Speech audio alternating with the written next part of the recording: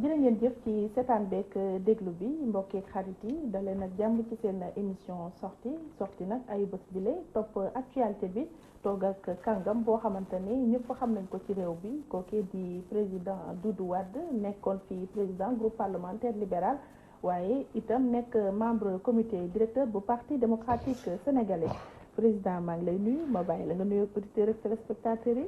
te Fatou maa ngi lay nuyu di la fay di nuyu sa téléspectateur yëpp di baalu ak Sénégal yëpp ci koor gi ñu jógee di leen baalu ak di ñaan yàlla defal ñu jàmm defal réew mi jàmm di jaay si le jour.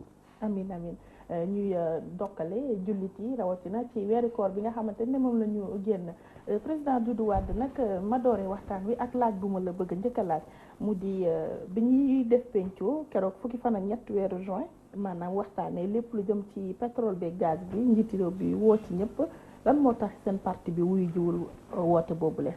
bon xam nga Ndeye Fatou réew buñ koy waxtaanee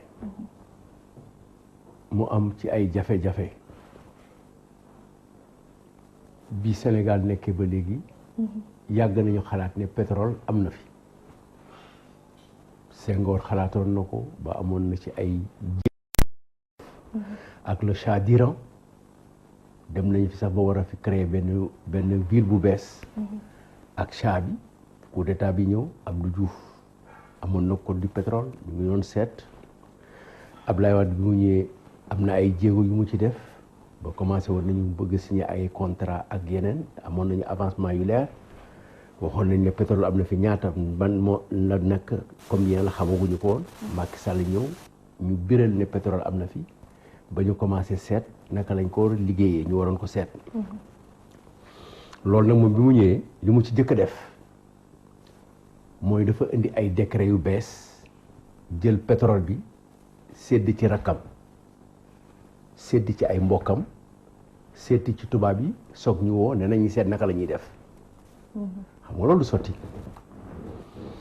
biir na Sénégal yëpp ak àdduna bi que Macky Sall jël na ay puits pétrole jox ko rakkam mu yor ko fexe ba jaay ko am ci xaalis bu bari njabootam am ci xaalis ñu am ci xaalis loolu ku la ci woo doo ko wuyu ba pare woote bi am na pour ma tëj question boobu ba ñu fay dem xamuñu lan moo fa yóbbu nit ñi ay jàmbur wax nañ ko société civile wax nañ ne ñoom dinañu dem mais xamuñu lan mooy terme de référence bi lañ fay uti lañ fa def xamuñu ko li ñu yaakaar ci liggéey bi aussi bu ñu fa demee xamuñu ko da ngay jàpp ne folklore boo fa amoon mais waxtaane wuñ fa néew mbiru pétrole ak nu mu war a demee. waaw ndéem moom moo demoon di defar mbiru boppam xool ne yéen laaj na mu toog ak yéen waxtaanee ko mënoon ngeen dem rek déglu ko weccoo moom xalaat. non mënuñu waxtaanee ci loolu. dafa am ay waxtaan yoo xam ne yi mënul nekk moom mën naa wax ne dafa jël alalu réew mi bu doon nag mu ne mu rey ko fees ko jël tànk yi jël faar yi jël lépp bàyyi fa buti ñëw leen ñu waxtaanee nag wi loolu duñ ko nangu mënul nekk moom na jël responsabilité li mu def ko te xam ne ëllëg ak si biir moom dina ci tontu dina ci am dinañ ko waxtaanee dinañ ci dem tribunal dinañ ci dem ci instance internationale daan dina ko dal dina daal ay mbokkam moonte loolu duñ ci dugg moom dafay wàññeeku gannaaw dindi lépp ñu soog a ñëw mais loolu jarul woon dem di waxtaan yi.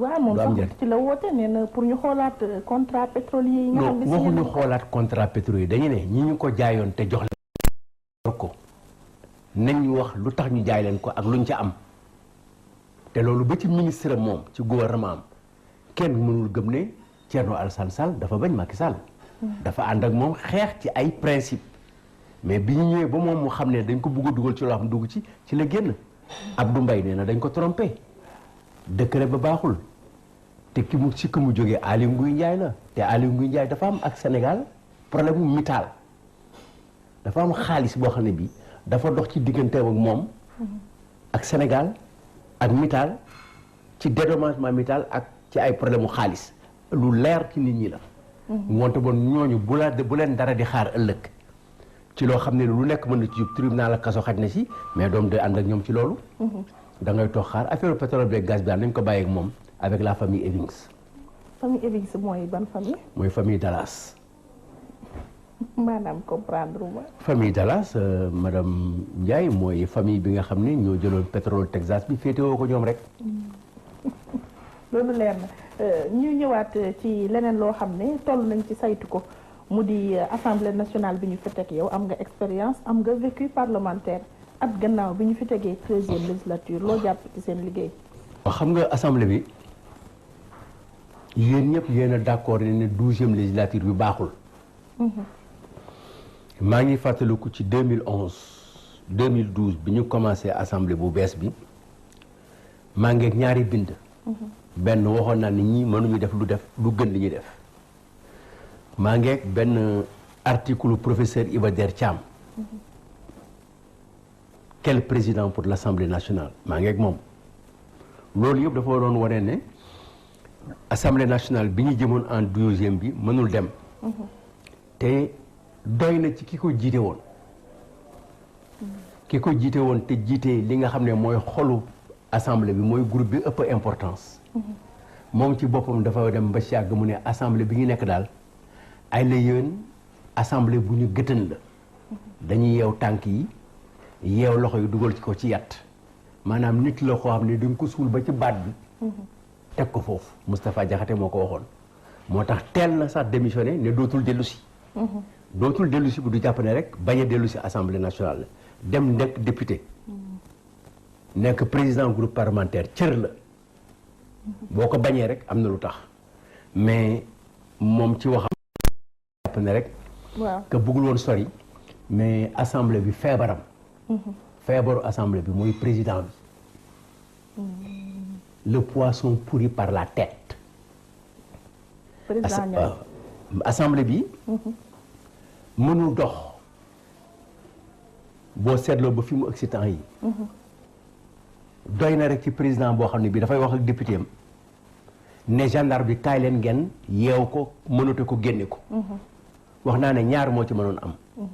ñu ëpp doole Toussaint Manga dóor ko gaañ ko ci biir assemblée yi génne ko loolu gëj na fa am décembre 62 mais mënoon na am tamit Toussaint Manga ëpp doole. commandant bi gendarme bi dóor ko yëg ci kawam. waaw mën na nekk ñaar yëpp mën a am. lu dara rafetul. waaw bu loolu amoon nag nga jàpp ne Moustapha Niasse ci boppam président assemblée moo dóorlu gendarme bi wane faiblesse am bu ñu yëkki dënnam bu ko defee bu ëllëgee keneen yëpp gendarme. moo lay wane taxawul bu benn bu ci des. dem na ci bay wax ak benn député daan ko li ngay wax fii bu ñu génnoon maanaam ci Moustapha Niasse dafa war a wax député bi kaa ñi dem champ de bataille xeex yi xam nga niveau boobu ci responsabilité rëy na. muy ñaar bi ci des ci gestion bi député yi fa nekk. waaw ñoom ñoo la gën a xam ne assemblée bi amul yorin. ci management bi maanaam. ci léppam. xam nga maa ngi fàttali ko encore du jàpp ko mais xam nga dafa am jooyu responsabilité ba léegi am na ñu xamagul lan moo waral jooyu Moustapha Niasse yi ca bu njëkk ba. maanaam 12e législature. 12e législature ba buy Omar Sarr di wax ne dinaa changer loi bi pour Moustapha Niasse dootul def benn at def juróomi at daf ko ne boo ko indee du ma ko wote. waaw. booba temps gaz yi mu war a joxe boppam ci digganteem ak Macky Sall moom matagul woon te loolu lay sauvé assemblée bi àgg na foo xam ne fii ci bi ñu passé nii séance bi mujj ci révision constitutionnelle bi nii la fa am mënatul am feneen c'est-à-dire que on n'a plus d'espoir assemblée mënatul def lu yées lu mu def nii ba ñuy voté loi parrainage. waaw mënatu ko passé. ndax sans débat bi wala. mais du sans débat bi rek. c'est-à-dire moom dafa taxaw di li mu wax ci commencement bi. bàyyi leen question préalable bi ndax ñu dem ci débat bi. wax na ko téeméer yoon. mais jël na parole sax jàkkaarloog Sénégal yëpp ne leen. di wax ak assemblée ne leen ñan ñoo bëgg a bindu ci débat bi. ñu bind ba mu mat. mu ne am nañu temps d'orateur donc. maa ngi liir ñi nga xam ne bind nañu pour débat bi. ba pare ci combine bi kenn jóg ñoom ne sans débat mooy lu ñu waxante la te loolu mu ngi jógee ci ay wax yu jóge ci ñoom président Macky Sall moo ko woo ne ko fi nga jëm ak dem ak séance bi du àgg. sa nombre d'orateurs dañuy bari def leen ko sans débat mu def ko moom il est à la solde de Macky Sall am na lu ko Macky Sall defal mu war ko fay te fay yu matagul. xanaa mooy lim ko teg ci bopp assemblée bi. xëy na mais daal nañuy jàpp daal ci assemblée bi. mooy assemblée bi nga xam ne dañu doon wax 2e législature mais 13e moom jéggi na dayoo. dem na sax ba ci personnel baa ngi xaar ba léegi seen cadeau de Noël. cadeau de Noël. waaw ñu ngi ci weeru juin de. waaw mooy am. at bu ne assemblée day joxe cadeau de Noël. waaw dama nga laaj leen ko. mais ren kenn joxu leen ko. député yaa ngi xul seen ñàkk oto. te assemblée di distribuer xaalis di joxe xaalis bi. te oto bu fekkee ne rek dañ ko bëgg a jënd ren dañ ko bëgg a jënd pour fay ko comptant. mënuñu ko. lu waral loolu budget bi voté nañ ko ba noppi. waaw mais budget bi defuñu fa lu jar oto luy jar welo lañ fa def 1,5 milliard lañ fa def. 1,5 milliard jëndul. 165 oto. jëndul 165. bu ma nee xaalis dafa am problème ci assemblée daf may jaaxle ndax ñoom am nañ budget 15 milliards bu ñu leen woteel ñu war ko dundee at bi. waaw mais budget 15 milliards bi xam nga liñ ci jublu bari woon na. am na wax boo xam ne seeyagul am na ñu koy weddi. mooy ban. mais am na ñu ko weddiwul. mooy dañ doon fexe député bu nekk ñu jox la 10 millions. wax boobu am na. ba léegi nag. weddi nañ ko de. waaw mais dama la wax benn affaire bu gàtt. ba léegi. man jàpp naa ne am na. man jàpp naa loolu. te Sonko wax na ko. Moustapha Niasse it waat na nee na barke alxuraan. nee na amul. nee na amul. ay miiru ñu ngi waaw dafa nee na nag amul. mais Sonko wax na ko. mais am na ñoo xam ne ci député yi. te waroon ko weddi ba léegi weddewuñ ko mooy non inscrit yi. non inscrit yi. ñoom li Sonko yëg war nañ ko yëg. li war na ko yëg parce que Sonko nekkul woon ca waxukaay ba. mais président groupe parlementaire non inscrit. majorité bi. ak opposition bi aussi bu fekkee ne waxtaanee nañ ko conférence des présidents war nañ ko yëg. sàcc nag ñaar moo maanaam ki ñi sàcc day yuuxu ki teewee sàcc bi te bëggul sàcc day yuuxu mais ki sàcc ak ñu mu àndal moom du ñu yuuxu sàcc ñetti cër yooyu la. mais aussi président groupe opposition bi war na cee wax. bu ko fekkee dégg li ma la wax. dama ne ñaar ñii. fekk nañ loolu ñett te Sonko bi mu wax nee na président groupe yi ñu nga fa woon. waaw ngoonte man Sonko am na ko wax ak moom te Sonko ki ko jox information jox na yeneen député information yi ñoom ñoo am droit wax ci ndax waxtaane nañ ko wala waxtaane nañ ko. ndax daje nañu waxtaane ko wala waxtaane nañ ko ci neneen. mooy assemblée bi daal en résumé. mooy àgg na benn situation boo xam ne bi jafe na. ñu amaat lu ko yées mais. at de lañ defagum def naa benn article ci fan yële. bind ko président assemblée nationale tontuwuma am na benn conseiller am nag bu ma tontu saaga na ba sonn mais la ma doon laaj tontuwuma te beneen député weddiwuma amul keneen ku ma weddi. mais benn conseil daal Moustapha Niasse woo na ma saaga ma ba sonn. mais man ca lettre ba dama ci conclure ne à quand la prochaine bévue kañ la président bi di defaat toj-toj mais toj-taaj bi defaat na ko barki démb ci man ngay waxal yow xam nga bu ñu génnoon doo wax ak ma xaar ba ñu daje champ de bataille. boobu beneen la. waaw ba tey rek ñuy ñëw ci assemblée nationale bi des foofu noonu duñ fa sori ndem dugg nañ fa. ak barki démb lañ fa mujjee wate mu di coppite ci wàllu code électoral bi ba ñuy dugalee lii di parrainage fi ne nii nag leer na bir na ni 0,8% jàpp 1% candidat bu bëgg a laaj réew mi moom bu dee élection présidentielle faaw nga am ko coppite boobu it donte doon ngeen concertation biñ ci doon waxtaanee fi ne nii taxaw na ndax waajal ngeen seen bopp au niveau du parti démocratique sénégalais pour matal ko. waaw ci concertation bi laay jëkk ñoo xam nga da ngay jàkkoon ni ci concertation bi ñun bokkuñu ci woon. dëgg la mais am na ay opposition yoo xam ne yi toogoon nañ ca concertation ba du dëgg.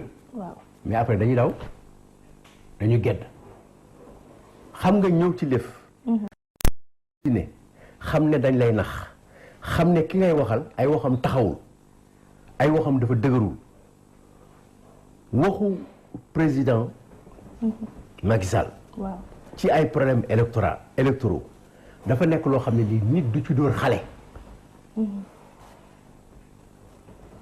ay kàddoom moo wirul day toxu te ay toxam dafa bari moo tax demuñu ña ca demoon waaw mais ña ca demoon gedd nañu du dëgg bien maintenant lan lañ fa tënk dinaa la ci wax ñaar te amul benn nit bu ko mën a wetti ci li ñuy wax la commission technique de refonte du code électoral te monsieur Cissé jiite ko Casimir te ñoom ñëpp ñu nekkoon fa kenn wax fa parrainage u parti politique candidat yi jóge ci parti politique adopté wuñ ko nanguwuñu ko maanaam point divergent la woon dañ ko nanguwul dañ ko waxtaanewul clairement bañ ko yëkkatee dañ ko tëralaat parce que dañu ne constitution bi réglé na ko parti politique yi ñooy dem di conquérir suffrage bi ba pare référendum bi 2016 bi dafa jël yeneen yen ko parti politique bi ne ko yow da nga war a participer à la formation citoyenne da nga war a fexe ba Sénégal yëpp nekk ay citoyens da nga war a participer à la vie économique da nga war a am ay charges yu tegu ci kaw da nga war sax at bu nekk nga ñëw rendre compte waaw kooku naka nga koy tege bu liggéey juróomi at am candidat ak kenn koo xam ne dafa ñëw barki dem ne candidat la ngeen bëgg leen yemale du benn muy benn boobu am ci bi ci des waaw candidat yi commission ba ca boppam dañuy wax ne candidature indépendante yi am na ba pare mais nañu seet naka lañ koy wàccee ci législative ci partout mais nañ ko encadrer te bu ñu ko jafeel waaw mais ñoom ñu def loolu ñoom ñu ñëw indi parrainage pour 1%. waaw du dëgg loolu il faut nga laaj lan lañ ci jublu waaw ñoom wax nañ ko ñoom nee nañu c'est pour nationaliser candidature yi éviter yenn candidature fantoche yi ñu daan am ci élection waaw très bien mais xam nga wonte boon da ngay jàpp ne bu fekkee ne ñoom liiroon nañu texte bu baax xamoon nañu lu ñu bëgg waaw dañu bëggoon ne candidat yi du ñu bari mais da ngay jàpp ne bu fekkee ne mat nañu 7 millions ci fichier électoral bi pour ñu parrainer la 1% bi dafay nekk 70 000 électeurs nga jàpp ne ak loo mënti trouver ak combinaison boo mënti def bu fekkee ne arithmétique rek la mënoo passer 100 candidats parrainage bi nag waaw li ñu ciy jàpp tey mooy forcer nañ ko dem nañ tamit uti ko feneen dem nañu Cap-Vert mais bi ñu demee Cap-Vert jëlewuñ fa dara ñoom ëndeeguñu nañu lii la ñu uti woon Cap-Vert lii lañ ci am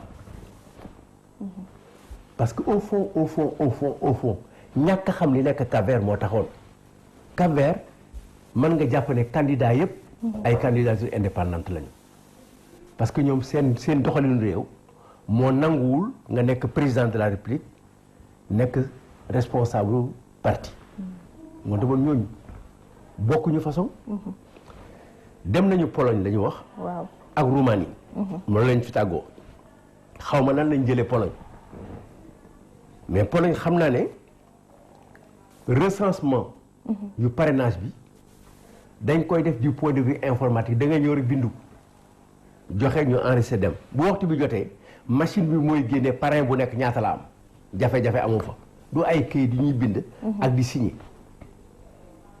loolu nga jàpp ko ci parrainage bi Roumanie nag laa xamul lan lañ fa jëlee moo lay wan ne ñoom jël nañu encore xaalis déplacer ay nit ci zéro parce que ba léegi ñoom xamuñu li ñuy def lan la li ñuy def lenn rek lañ ci xam nañuy fexe ba bépp candidat boo xam ne bii mën nga sonal Macky Sall bu mu bokk ci élection yi.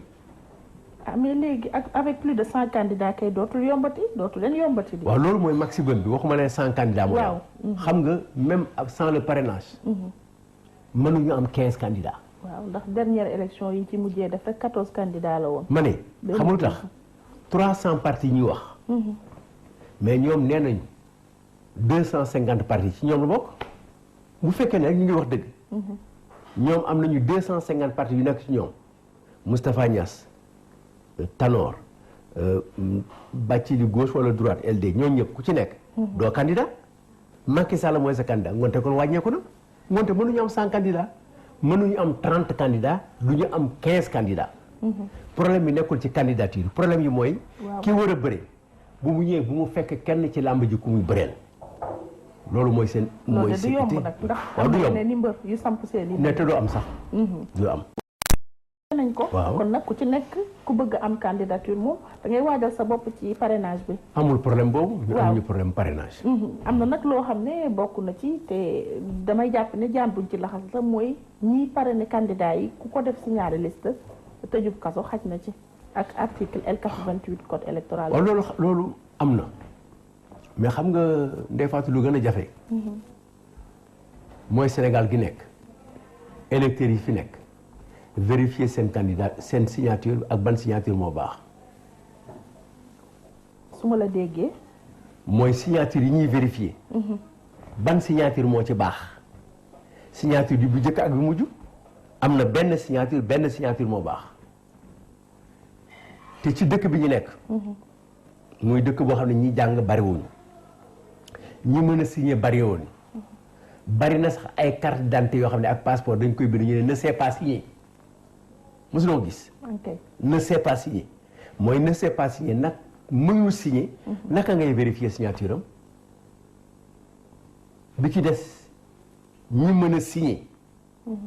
te seen signature di engager seen responsabilité ak seen responsabilité société bari na ci ñoo xam ne ñi signer nañu chèque ci banque bi ma jël kenn Sidi Lamine.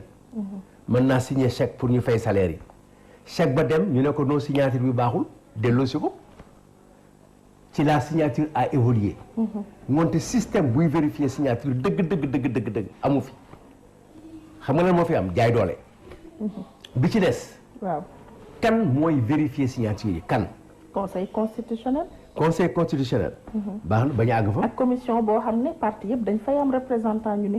ci commission ba fu muy nekk conseil constitutionnel. waa conseil ñooy liggéey. conseil constitutionnel mënul loolu yoon mayu ko. mayu ko. liggéey ak ñeneen conseil constitutionnel yoon mayu ko muy dajale ay parti ñu toog. ñuy vérifier ay signature. loolu la ñu prévoir ci loi bi ñu voté. ma ne conseil constitutionnel. loi bi gën a kawe.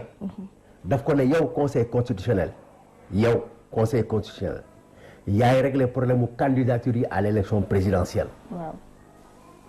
conseil constitutionnel du ñu fukk ak juróom du ñu ay informaticien du ñu nangam dañuy limiter seen liggéey ci strictement ci dossier de candidature bi. loolu bu ñu fa àggee dina jur ay jafe-jafe yu bari. comme yan bu fekkee ne am na commission bu leen di jàppale ci liggéey bi parti yi am fay représentant. xam nga. ndegam teg nañ ko ci code électoral bi. waaw xaaral ba ñu àgg ca ay jafe-jafe lay am yu bëree bëri.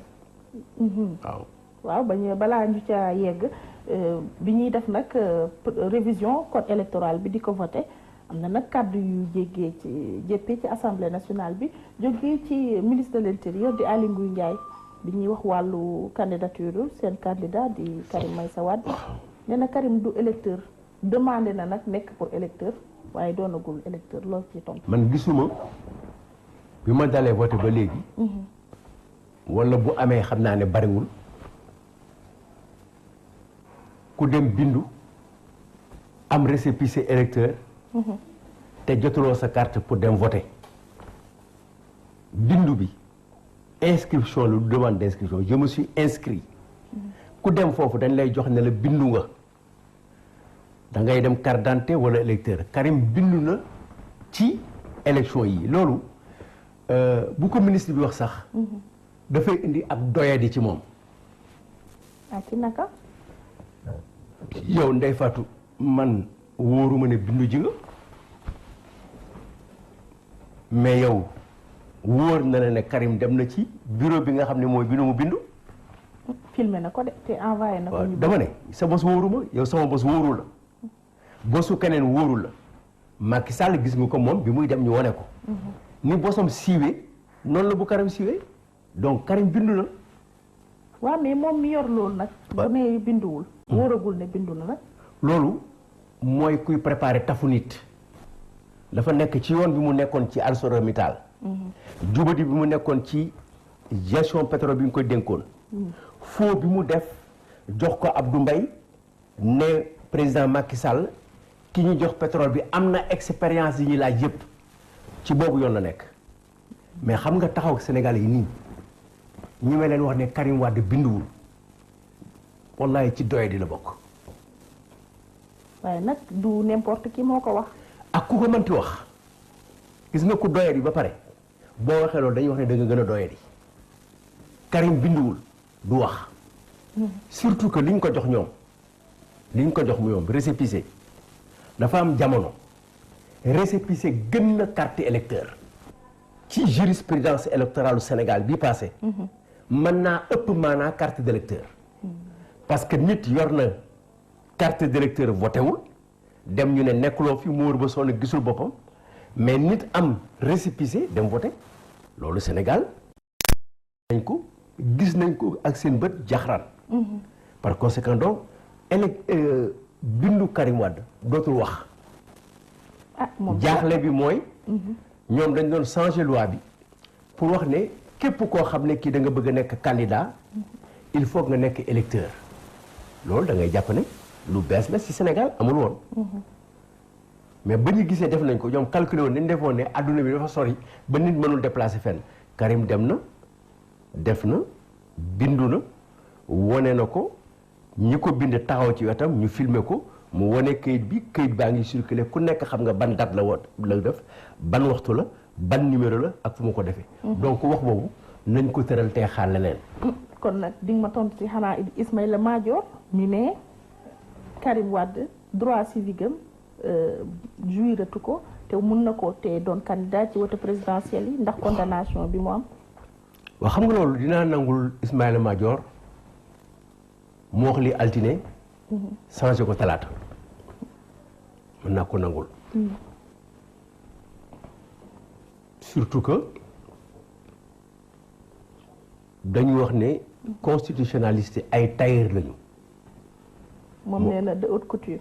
waaw moom nee na léegi nag moom dootul tailleur moom du tailleur Sandaga du ñawal ku nekk moom ñawam daf koy tànn kenn lay ñaawal ci benn réew moo tax la ko kooku di fay boo dajalee yeneen client yëpp ñawkat yooyu ñooñu dañuy ñëw pantalon 1000 francs mais moom pantalon bi muy ñawal ki muy ñawal pantalon bi milliard lay jar moo tax mu nekk dans la haute couture moo lay wane moom ñawam du toog pour ñaw rek moom dafay ñawal benn nit pour am dara ci nit ko donc dootul te wax na ko nee na li mu yor di ko liggéey du professeur de droit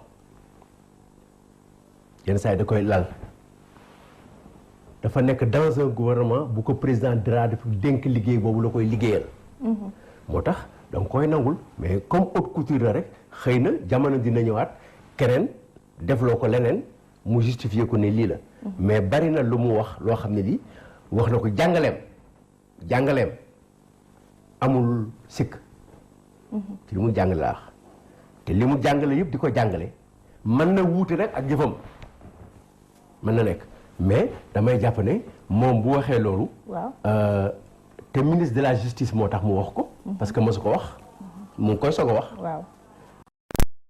condamnation Karim yàgg na nit ñi posé nañu question plusieurs fois tontu wu ci mais moom mu ngi ciy soog a tontu c'est que avant mu ciy tontu tey ci liggéey bu bees bi mu am beneen ministre de la justice bi fi nekkoon te koo condamné Karim kooku nee na Karim perdre droit civique am léegi kan la ñuy gëm kan la ñuy gëm ku jëkk ka nekkatu fi waaw bu fi nekkatul mais wax jaa ngi fi seetlu woon ne lu fi nit waxoon nañu génne ko moo tax ko ne ko wax jàmm wax yooyu yéen du ngeen ko yéen du leen captiver un peu seen attention yéen ñi nga xam ne da ngeen jël nit kooku ne mooy seen candidat pour 2019 non xam nga loolu du ñu captiver xam nga lu ñu captiver ak waxu Ismaïla xam nga lu ñu captiver mooy ñun dañuy jàpp bu yàgg ne ki leen jiite ay waxam day toxu gis nga nit du sonal boppam ñun jàpp nañu bu yàgg ne ki leen jiite di leen santé ay waxam moo toogul benn place muy président Macky day toxu day taxu. balaa ñuy ñëw ci Karim ak lettre bi mu mujjee bind ba siiwal ko ñu topp waxu kenn rek comme dañu war a topp ay wax muy Idrissa Seck xëy na dafa déglu keneen muy Mimi Touré bi Karim ne day waaj a ñëw Mimi ne buy ñëw moom na indaale 130 milliards yi. Idi ne nañu ketal Karim bu ñu ko ketalee xëy dina ko yombalal candidature am pour hôtel présidentiel yi. ndax rafetlu nga yooyu xam nga Mimi Touré waxam. dama ko doon topp. mais maa ngi fàttaliku ne dafa xëy benn suba ne delloo nañu xaalis fay nañu ci xaalis ci réew mi te ñi ko fay Karim Wade ci la bokk wax ne Aïda Ndiongue ci la bokk. waaw ñooñu wax ne fay nañu boo jëlee kaawu Aïda Ndiongue te ñu ne woon ne ñu moom mu ne jël nañ ci moom 30 milliards. waaw ngoonte woon léegi lu ci des bi ñu ne dëgg moom moo am dëgg lañ koy jiñ amu ko te ñu jëloon ci 30 milliards du ñuy def. di xanaa delloo ko. maa ngi xaar ñu delloo ko loolu laa leen wax ba léegi ma ne maa ngi xaar benn bon de trésor bu ko fay parce que effectivement kenn jëlul woon ci moom dara. ñu mu turee xaalis bu mu lim yëpp. wax ko ba léegi nii amul kenn ku ko mën a justifier ne am na defe naa ne sax loolu moo tax léegi feeñam ci télévision pour wax loolu jafe mais dootu ci dellu si waat. wax bu taxu la donc bu waxee ne Karim Wade pour mu ñëw dafay fay 130 milliards. waaw mais 138 milliards bu fekkee ne Karim Wade amel na ko état du Sénégal. waaye état du Sénégal lan lay sàggan ba ne ko génnal wax bi xam nga la muy wundu amel naa la 130 milliards fii sama kër gi doo ko génn te fayoo ma lu dëgg. waaw bu ma la bàyyee nga dem fexe nga génn nga dem xanaa ngoonte boon loolu génnal te doo fay bu fekkee ne loolu la Sénégal nañuy jàpp ne ñoom nekkuñu ci fayeku 130 milliards yi nga xam ne Karim Wade moom dañu ne moo leen ko ameel. mooy wax bi taxawul comme wax bi taxawul nag doo nangu leneen luñ ci wéer. am na luñ ci gis nga xeer. sàkket bu sampuwul amul xeer bu ko téye kenn du ci weer mbàjj day daanu. póot mi day yàqu. moo tax waxu Idrissa Seck bu nga wax doonu. waaw dama ci jàpp ne waxu moment la. Karim Wade. du fay dërëm. te ñu tuumaal ko. waaw déggu lu ma la wax. tuumaalu ñu fi ba ay nit barki démb rek. barki démb rek ñu amoon ñetti fan fu mu mujjee barki démb lu muy dellu si yooyu barki démb tuumaal lañu fi ay mujjul fenn. waaw mais moom dañ def àtte ci moom. waaw dafa nànk rek. xam nga àtte bi passé naa ko d'accord naa ci àtte bi am na ba pare dama ne. mais la ñu àtte moo dul dëgg tegul ci dëgg wante woon du fay dara. du fay 138 milliards du ko fay. ñaanul lebul bu ko kenn ñaanal bu ko kenn lebal bu ko kenn cotiser muy benn bi ci des. cotisation bu ñëwoon di laaj man mënuma cotiser parce que awma ko bu fekkee ne nag ñooñu mu liw am nañ denc nañu 138 milliards ñoom. nañ ko génne. non buñ defee quête nationale mbooloo mooy doole. ku ne boo ci indee sa dërëm sa ñaari junni ak sa. Ndey Fatou fukki junni Ndey Fatou. quête nationale bu fi génne 2 milliards amu fi ñu ngi kettal ay nit ñu feebar ba tëdd te du mat 100 millions nañ wax lu mën a am. moom lim na ay nit ñooñu mu lim te wax leen ba passé wuñu juróom wala juróom benn ci ma jot seen tur. ngoonte dañ jàpp ne ñooñu ñoo ciy jiitu te moom nee na moo ciy jiitu ñoom ñooñu bu ñu mënee cotiser 130 milliards nañ ko fay may ko Macky Sall mais ñun soxlawuñu ko Karim soxlawu ko buggu ko ñaanu ko laaju ko. d'accord naa ci. li Idrissa jiital ci waxam. wax ne président Abdoulaye Wade fii la toll. dafa laaj noppaliku dañ ko soxla ci feneen. dañ ko soxla Sénégal soxla ko Afrique. soxla ko monde. te Macky Sall moo tere loolu mu rendre ko service adduna bi d'accord naa ci ak Idrissa. d'accord naa aussi ci mu ne. Abdoulaye Wade moo ko jur moo jur ñeneen. d'accord naa ci. xam nga wax bu àggee fenn ba baax da nga ko fay bàyyi. wax boobu dama koy bàyyi foofu samp ko. ci cër bi mu jox barkaati dem Abdoulaye Wade te jox ko te wax ko te bëgg ñenn ñi jox ko dama ciy ànd. loolu ku bokk ak Abdoulaye Wade wala nga nekk moom te ànduloo ci mais baaxuloo. mais nit kooku noonu nag yàgg naa wax ak sénégalais yi def na 2 lettres yoo xam ne di ci wax ak sénégalais yi bu mujj bi nag mu ne maa ngi ñëw maa ngi ci yoon. te damaa ñëw pour jàmmarlu président Macky Sall xanaa kon Karim dafa nekk Guinée comme ni ko sama naataango Cheikh Yérim Seck fësale. waaw xam nga dafa am ay wax yoo xam ne di ci yàgg du sori que Karim a ngi Guinée ak mu ngi Togo ak mu ngi Mauritanie wala mu ngi Gambie dafa nekk ay wax yoo xam ne yi ci fi ma toll ci politique. du ma wax lu ma xamul. maanaam mënoo maa certifié ne mu ngi Guinée wala mu nga Qatar. waaw mën naa ne mu ngi Qatar parce que foofu la ma tàggoo foofu la mujj wax ak man foofu la mujj wootee foofu la defee nag loolu laa jàpp. bu fekkee ne nag du virtuel. virtuel nag xam nga journaliste dañ koy créer. mas naa am benn journaliste bu moo ne Ablaye Wade da ngi Taïf fekk Ablaye da ngi Touba mag Ablaye da nekk mu ne mu ngi Touba ñu ngi Touba mu ne mu ngi Taïf donc loolu. du ma bett ci ni suñu adduna bi bindoo. mais li ma jàpp daal mooy ñaari message yooyu nga wax ne Karim Wade wax na ko bu njëkk bi. lettre bi mu njëkk bind mooy ba muy dem la. waaw wax condition yi mu génne ci réew mi. wax ne cëram la woon ak bëgg-bëggam mu dem ziyaare ji sëriñam tàggu ko. moo tax sëriñam yónnee ko doomam. mu ñaanal ko mu dem. dem boobu am na lu ci leer léegi lu leer. ci wax ci kàddu mais waxuma ci dëgg ak dëgëraay.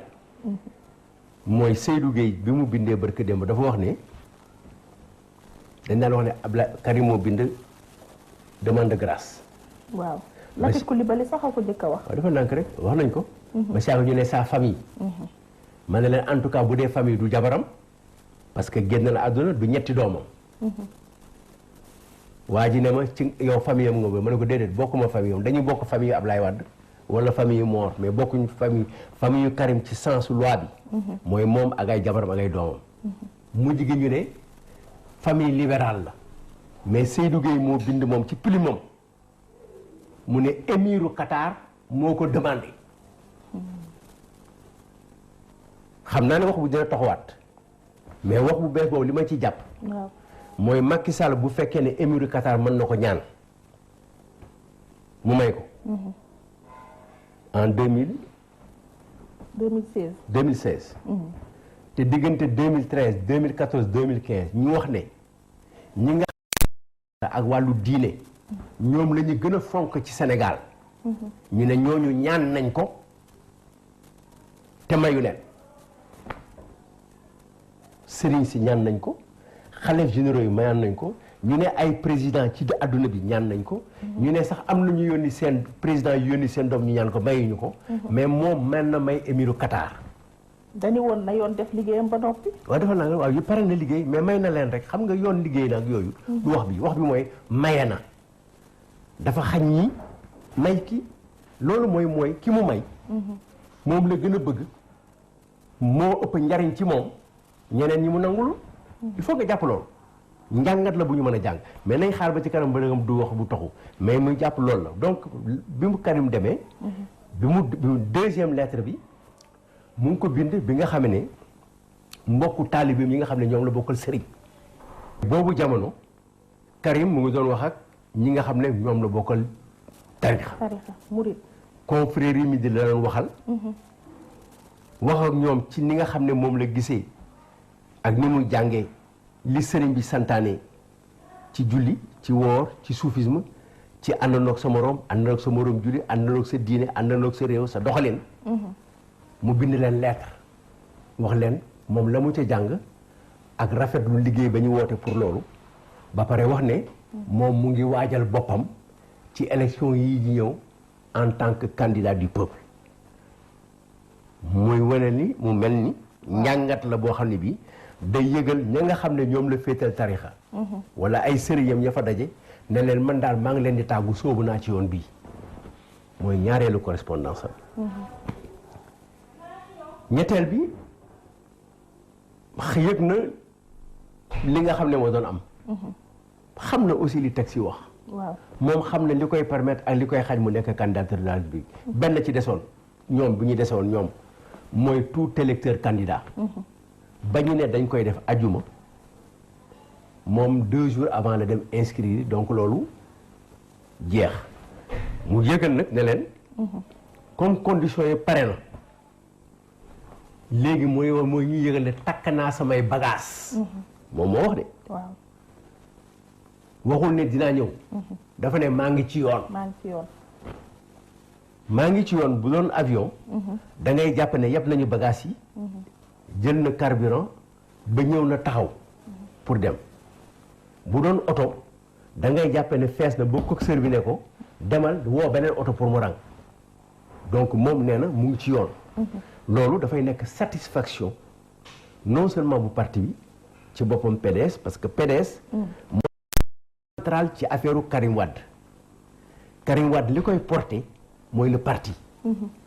parti bi nag dafa am ñeneen ñi nga xam ne ci Sénégal ay karimiste lañ ñoom Karim moo tax moom la ñu àndal moom la ñu bëggoon moom la ñu bëgg moom la ñu topp. am na ñeneen ñoo xam ne léegi ci Sénégal ak ci Afrique ak ci monde bi ay nit la yoo xam ne peut-être sori woon nañ ci politique am na fii ci Sénégal ñoo xam ne ñi déjà wax nañu ak ñun seen taxawaay bu Karim Wade ñëwee ñu jàppale ko ci liggéeyam parce que. waaw mais balaa ñu moo yegg si kay nañ xaar ba xam ndax danañ ko yombalal comme moom dañ ko gracier te mbiram ci wàllu yoon leeragul. te grâce moom dindiwul condamnation.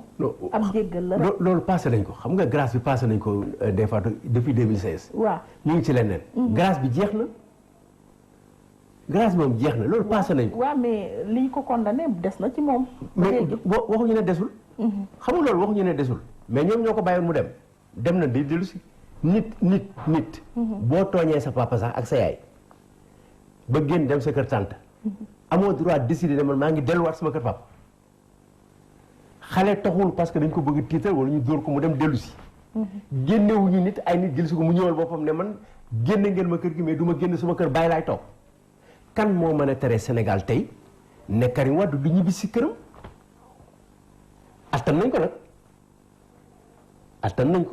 attan nañ ñëw ne aéroport yi du fi wàcc avion. mën nañ ko mais bu boobaa mu jël beneen avion. bu jëlee beneen avion moo am yeneen passager ñu ne moom du wàcc ci réew mi dina xam fan lañ ko jëmee mais dina ñëw takk na bagaasam maa ngi ci yoon. bu fekkee ne am nañu bakken yàlla guddal na sunu fan dinañ toog fii ñoom teeru ko. Karim moomu ci biir lettre am bi nag am na ci yenn point yoo xam ne jukki na ko ci wàllu koom-koom gi nee na président Macky Sall ak nguuram dañuy jël mbir yi rek di ko rafetal di nëbb gàkk goo xam ne am na ci sunu finance réew. Madia Diommi bi nga xamee ni ministre Amadou Ba génn na ci RTS ni Sénégal dañ ko félicité ndax ay performance ak xarañte goo xam ne am na ko ci wàllu koom-koom te it raw na ci réew yu mel ni Nigéria foofu damay jaaxle kon Karim est-ce que du doxaa bi mu nekk moo tax mu sori chiffre yi ak réalité bi.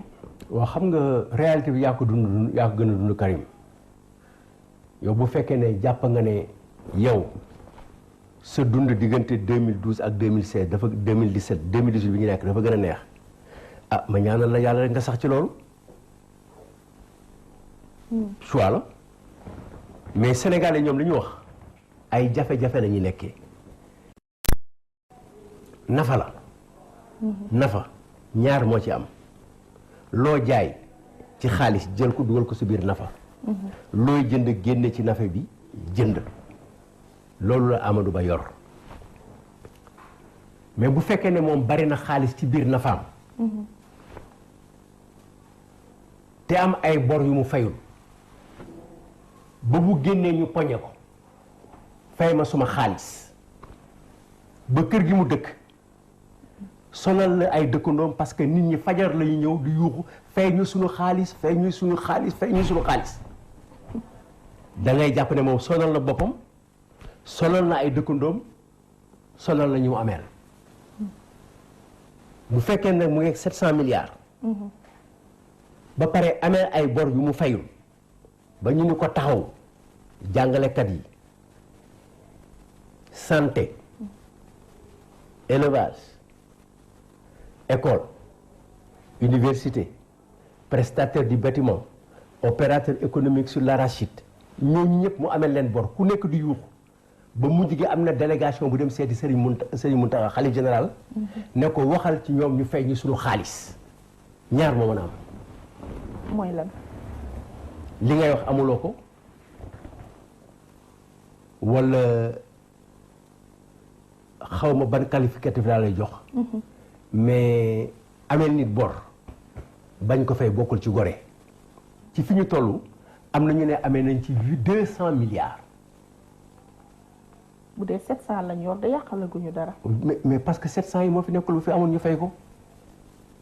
entrepreneur bâtiment yi fournisseurs yi ñu ngi may dégg kenn fayu leen am na ci ñoo xam ne ba ci seen biir sa ay service am na lu ñu fayul ñii fay ñu ay heures supplémentaires ñii fay ñu bourse ba ni dee na ci. assemblée nationale yi personnel baa ngi wax ana seen cadeau de Noël wax naa leen nañ ko def cadeau d'octobre loolu. moo lay wan ne xaalis amu fi il faut ñu nangu ne. am na ay jafe-jafe d'ailleurs jafe-jafe yooyu bu ci yàlla ànd ak jàmm dina feeñ ci loi de finances rectificative bi. am na bu ñu wotee fan yi ñu ngi génn de. non wote wuñ ko. loolu encore yàkkamti la pour yéen wote wuñ ko. adopté nañu loi de finance bi. waaw ci biir conseil des ministres. yónnee nañ ko assemblée nationale. assemblée dajewul sax pour xool ko en commission des finances donc kenn wote ko. waaw loolu aussi il faut mu leer. waaw mais dinañ ko wote rek. non attends mais oui mais Ndeye Fatou. man du ma jiitu sa paaka ci mbaram. parce que loolu bu ma ko waxee sax am ñoo xam ne dinañ ma xeeb. mooy loolu am na mais jàppat déglu naa ministre Berkele bi muy wax dajale directeur am ñëpp wër ko. mu def réunion bi trésor moo lay wan ne jotaay ba rëy na am na lu ko waral ñëpp toog ku nekk expliqué. wax na ne am nañu ay jafe-jafe ci mbiru pétrole. moom ministre Amadou Ba. moo wax loolu. ba ne pétrole bi léegi dégg nga maam.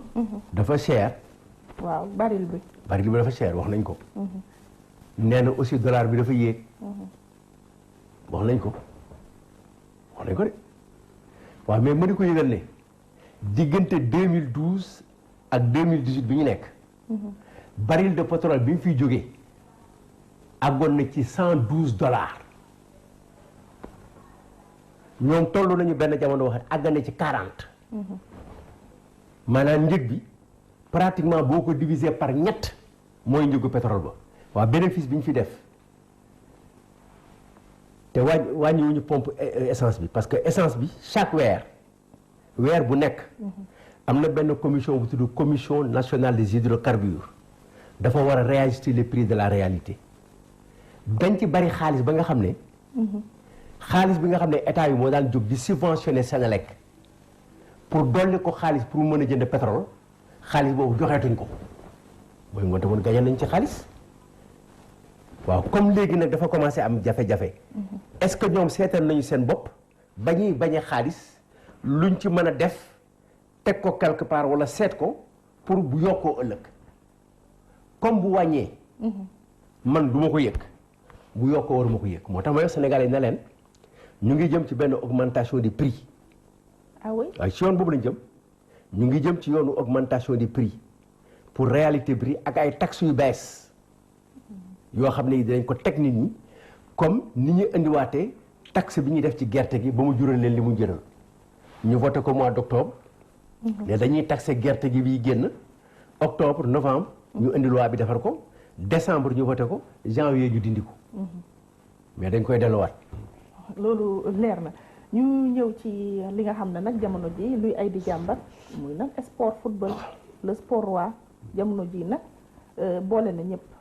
képp kuy sénégalais rek boole na la donte ku ci nekk la nga yëngu ci wàllu politique moom yaa nga ca ba tey certes suñu gaynde yi siggil nañ bopp Afrique gannaaw ba ñu amee ndam ci Pologne mais campagne mondiale bi ñu def 700 délégations 700 personnes bi Sénégal yóbbu ca Russie ëpp na wala jaadu nag ci sa gis-gis. waaw ci affaire sport bi boole nit ñi damay commencer d'abord pour féliciter.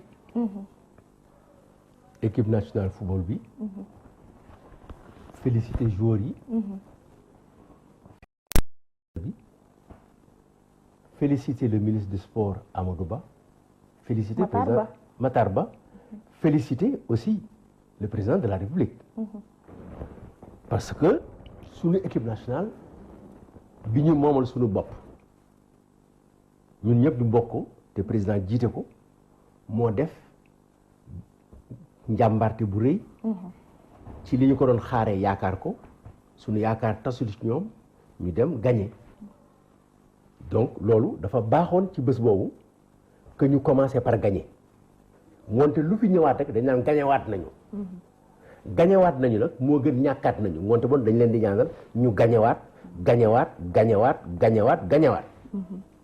parce que loolu moo dafa nekk loo xam ne bokk na ci réew yi. réew du jàng rek. wala mécanicien rek. wala oto rek. wala sport rek moo ko yor c'est un tout lépp ngay fexe ba ci lu nekk la ñu ko dénk ci moment bu mu taxaw donc taxawaay bi rafet na. jekk na dañ ciy sant suñu bopp. loolu nag mënul lu dajale réew mi Ndeye Fatou xam nga. dafa am ay moment xam ne moment de communion la bu la rëcc na la buy ñëw da nga ko war a gàttandu. mu ngi ci 2002 ak bi ñuy dem coupe du monde ci jamono yooyu rek nga mënoon toog gis ci benn photo équipe nationale rek ak président Abdoulaye Wade président de la République premier ministre am Dansokho Abdoulaye Bathily Ousmane Tanor Dieng Moustapha Niasse képp koo xam ne kii yor nga cër ci réew mi du point de vue politique ñu boole leen autour de l'équipe nationale moment la mais moment bu ñuy waajal la pour xam lan moo nekk ci gannaaw la mu jur mooy benn liesse populaire Sénégal àgg foo xam ne fii ci kaddu ak ci wax ak ci jëf ci jamono yooyu Alaaji Diouf moo gën a siiw Ablaye Wade moonte bon loolu bu ñu ko jëlee nii bien que formé wu du benn mais kuñ ci boolewul si boole nga ci sa bopp képp kuñ ci jéemoon kuñ ci boolewul boole na ci sa bopp loolu dafa am njëg loolu la ñuy wax coût ak prix li mu war a jar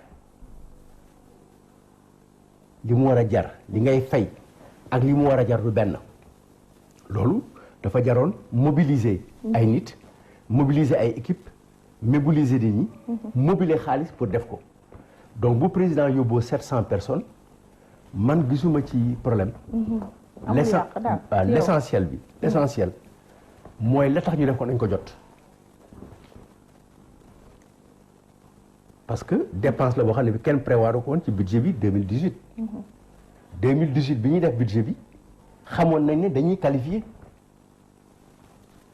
mais ca budget ministère du sport doo fa fekk ci suma jàng li ma jàng te ndëgam fàttewuma ko doo fa fekk ne lii mooy dem coupe du monde mais après ñoom def nañu ay estimation ba ne 7 milliards la ñuy soxla pour dem coupe du monde c'est très bien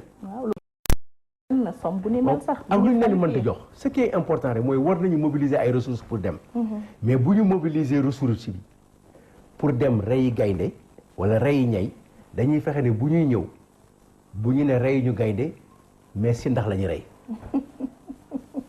et loolu équipe bi mu ngi ci yoonu taxaw pour def benn résultat bu baax indi lu bari déjà am na kenn koo xam ne ki daan nañ ko ba mu toog donc am naa yaakaar ne dimanche dinañ daan Japon daanaat keneen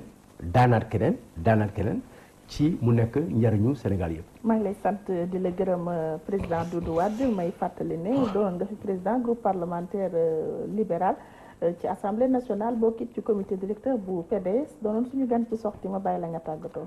wala Fatou maa ngi lay gërëm ci émission bi xam naa sax dañ ma xaw a forcé parce que waaju ma ko te moment bi dama defoon ne moment unité la moment union du cœur la moo tax ma def émission bi ci ni ma ko defee nii mais lépp loo xam ne wax naa ko ci te mu xaw a blessant nañu jëkk seen dëggam dëgg la wala du dëgg bu dul dëgg lu ñu ma ci wax maa tooñ mais bu dee dëgg nañu nangu diisaayu kàddu gi surtout nag ci li nga xam ne moo jëm ci assemblée nationale bi xam naa ne ki ma tontu woon di saaga dina tontuwaat pour saaga mais faalewu ma ko parce que ci fan yi di ñëw balaa assemblée bi tëj dinaa ñëw pour wax ci doxalin boo xam ne bii am na ci at bi passé te warul am ci mois d'octobre bi te bu ma koy wax du ma ko teg loolu ci këyit teg ko ci yoon teg ko ci règlement intérieur teg ko ci loi xam naa ne dina am ñu mën a xari dina am ñu mu metti ci ñoom mais dina neex pour Sénégalais yi dina neex pour réew mi parce que loolu moo war a am maa ngi lay gërëm di la sant. maa ngi lay sant bu baax di la gërëm président Doudou Wade rawatina ci disponibilité bi nga am ci dalal ñu ci sa kër ñu waxtaanee lépp lu am ci actualité bi waaye itam ci tolluwaayu réew mi ñu la ciy jaajëfal bu baax di jaajëfal auditeur ak téléspectateur yi doon teewlu seen émission sortie gërëm sama naataango Mami Kanté waaye itam Pape Gora sunu càmm mi ñu ngi koy jaajëfal bu baax ci réalisation bi ak production bi duñu fàtte Seydou Wade ci montage bi moom it mu ngi ci réalisation bi Oustaz Assane Diouf ci coordination bi ñu ngi koy jaajëfal Moussa Mbow nag borom Harlem Couture maa ngi koy jaajëfal ci coupe bi nga xam ne mu ngi ma ko baaxee maa ngi ko ciy gërëm bu baax mbokk yi jàngeen jëf ñu ngi leen di jox beneen rendez-vous ci beneen ay bés ci émission sortie incha allah